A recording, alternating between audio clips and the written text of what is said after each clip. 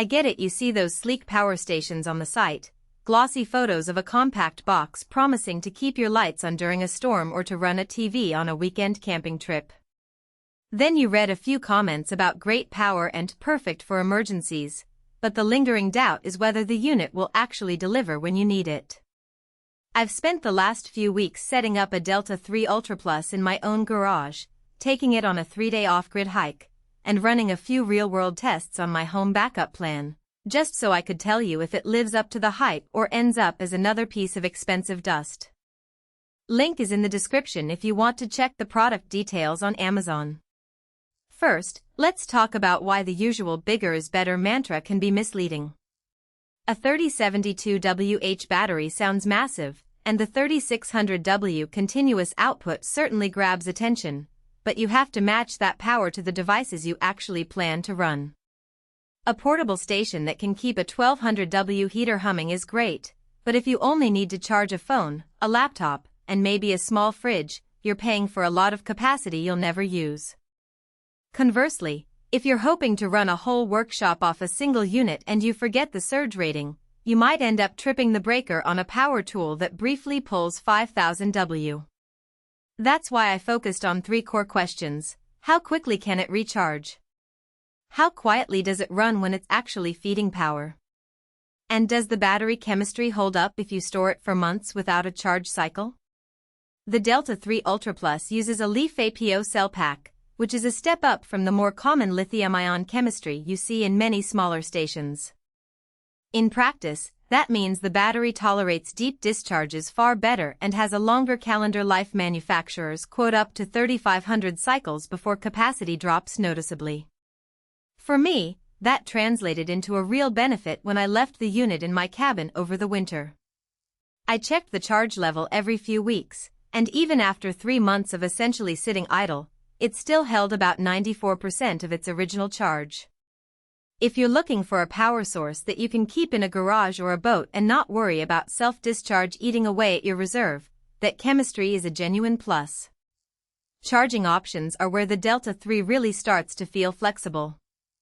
The spec sheet lists 6 ways to juice it up: a standard 120V wall outlet, a 240V fast charger, a car cigarette lighter plug, an EV-style charger, a solar panel array, and even a portable generator input.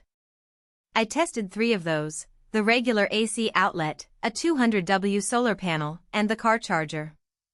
Plugging it into a 120V outlet gave me a full charge in roughly 2 hours and 45 minutes, which is impressively quick for a 3 kWh pack.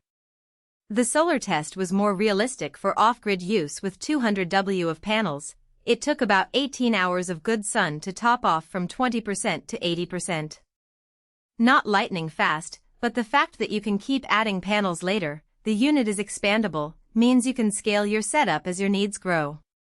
The car charger, while handy for road trips, was the slowest route. It took over 8 hours to go from empty to usable, so I wouldn't count on it if you're in a hurry after a long day of driving. One of the biggest concerns I hear from folks is noise. A lot of portable generators scream louder than a jackhammer, and even some battery stations emit a noticeable whine when the inverter is under load.